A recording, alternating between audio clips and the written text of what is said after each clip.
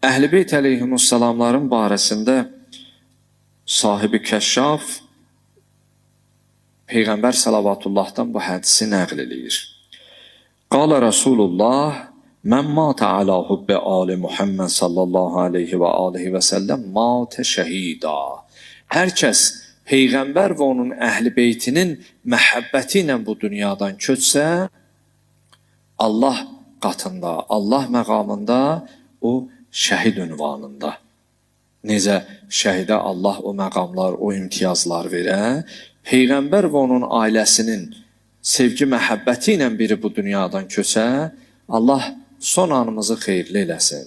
Allah son nəfəsimizdə Peyğəmbər və ali Peyğəmbərin sevgi məhəbbəti ilə dünyasını dəyişənlərdən bizləri qərar versin. Ardıca buyurur, əla və mən matə alə hubbi ali Muhammedin sallallahu aleyhi və alihi və səlləm matə məğfurən. Hər kəs Peyğəmbər və onun ailəsinin sevgi məhəbbəti ilə dünyasını dəyişsə, o Allahın bağışlanmış qullarından olar. Allah onun günahlarını bağışlayar.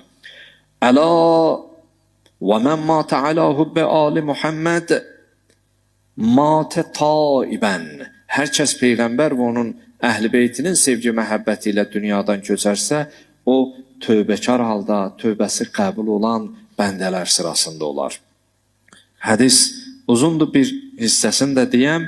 Buyurur, əla və mən matə alə hubbi ali Muhammedin sallallahu aleyhi və aleyh matə mu'minən mustekmiləl iman. Hər kəs Peyğəmbər və onun əhl-i beytinin sevgi məhəbbəti ilə dünyasını dəyişsə, o bu dünyada imanını kamil edib, kamil imanla dünyadan köçmüş insanlar sırasında olar. Allah hər birimizə o ali sevgi, məhəbbətlə, əhl-i beytin o məvəddəti ilə dünyadan köçməyi hər birimizə nəsib eləsin inşallah.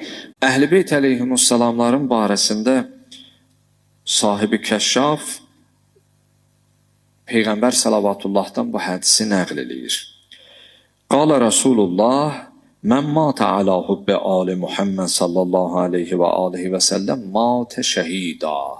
Hər kəs Peyğəmbər və onun əhl-i beytinin məhəbbəti ilə bu dünyadan köçsə, Allah qatında, Allah məqamında o şəhid ünvanında.